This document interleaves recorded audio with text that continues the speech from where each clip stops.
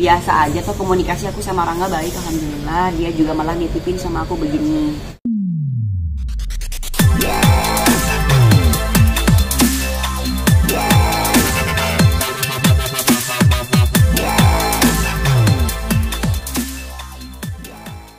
Dengan suami, mungkin kalau boleh tahu penyebab atau masalah utamanya apa sih hingga akhirnya memutuskan saling berpisah gitu?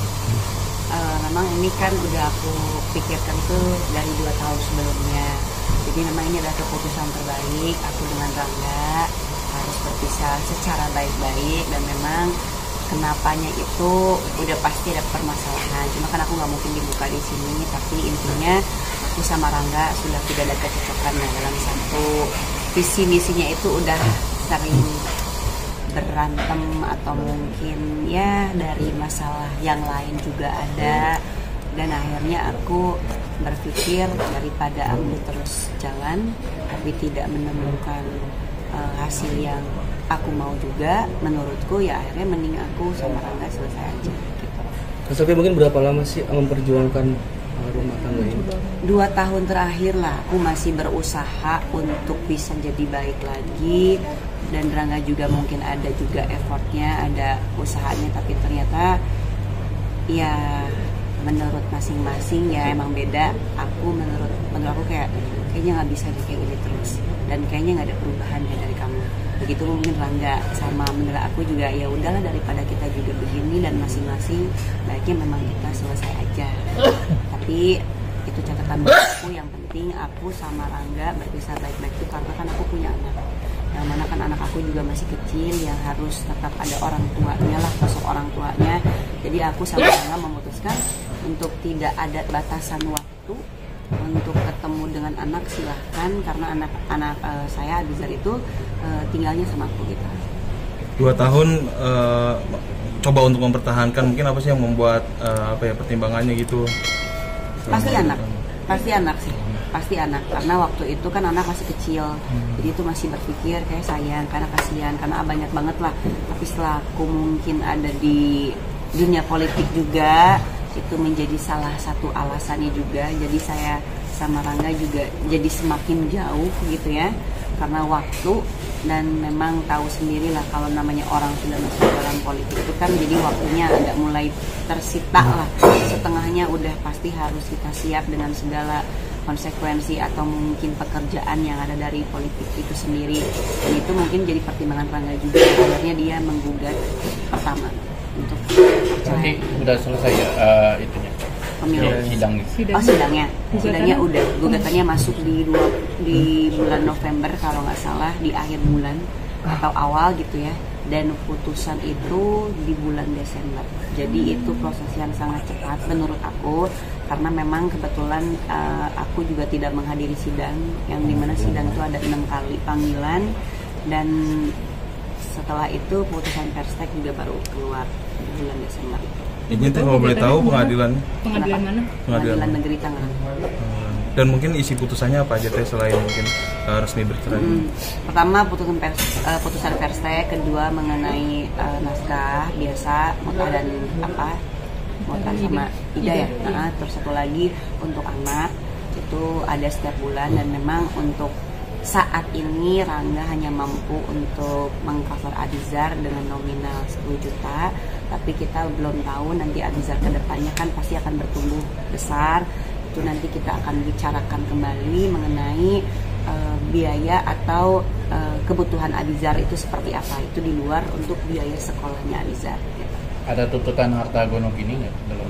Kebetulan jujur aku nggak ada tuntutan harta gono gini, karena memang sebelumnya aku menikah dengan Rangga itu ada perjanjian pranikah. Jadi itu sebenarnya bukan suuzon karena aku maunya harta masing-masing, enggak. Cuman kan kita ada pernikahan itu menjaga juga sih, karena kan kita nggak pernah tahu nih ke depan akan seperti apa, dari akunya dari Rangganya. Cuman itu udah keputusan terbaik, jadi tidak ada permasalahan untuk mengenai harta gono gini, nggak ada. Jadi nafkah Ida berapa? 15 juta. Itu per 15 juta per bulan. Di luar apa nafkah lagi Ida ya? Kasih pengertian ke anaknya gimana? Kenapa? Kasih pengertian ke anak. Kalau untuk saat ini kasih pengertian, kalau untuk saat ini karena Abizar juga masih kecil, jadi aku masih berusaha untuk tidak berkata yang sebenarnya. Tapi kalau misalkannya Abizar kayak nanya, mah, papa kemana, kok nggak ada, atau gimana, di rumah kan udah nggak ada Rangga. Jadi kayak aku kasih pengertian, papanya kerja. Kalau misalkan papanya kok nggak ada, nanti papa kesini. Dan aku juga nggak membatasi Rangga mau datang kapanpun ke rumah, sama anak main di rumah, mau ajak dia kemana juga boleh.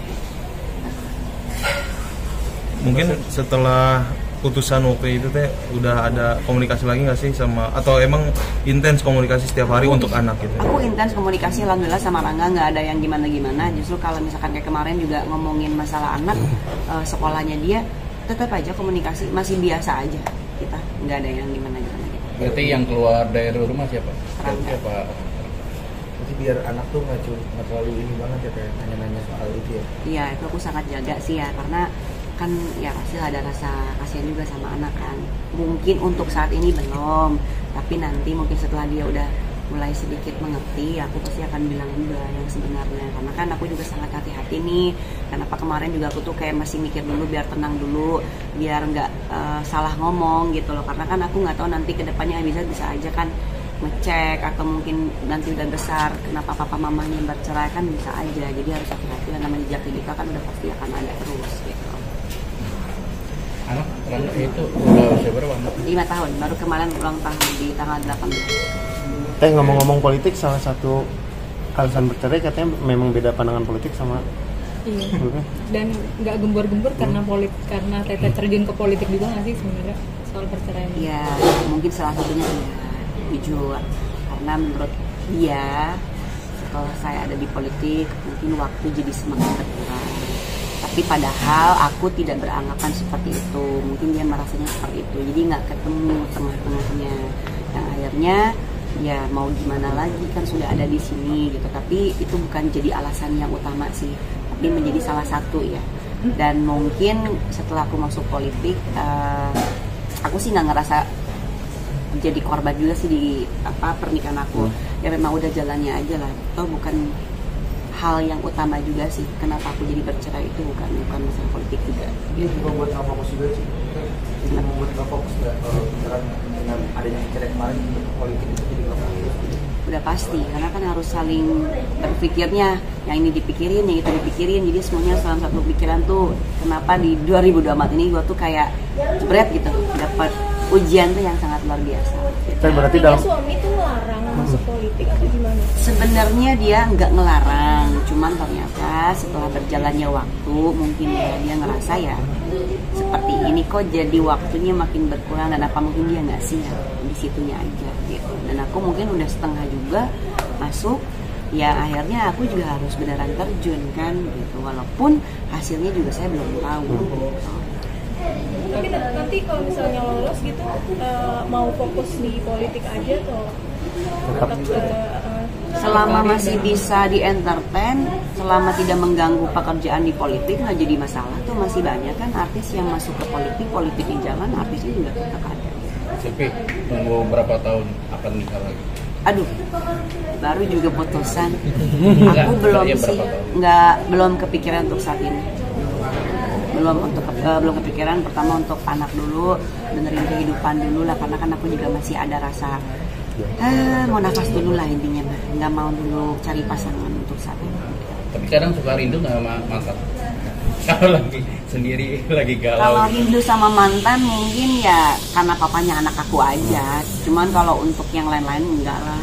Biasa aja tuh komunikasi aku sama Rangga baik, alhamdulillah. Dia juga malah nitipin sama aku begini. Ingat, untuk saat ini jangan dulu punya pasangan. Lo fokus, kejar karir lo, cita-cita lo, anak lo sehat, anak lo bahagia, baru deh itu terserah. Untuk saat ini gue tolong jangan sampai ada deket dulu sama cowok. Sampai kayak gitu loh, makasih gitu, udah diingetin gitu.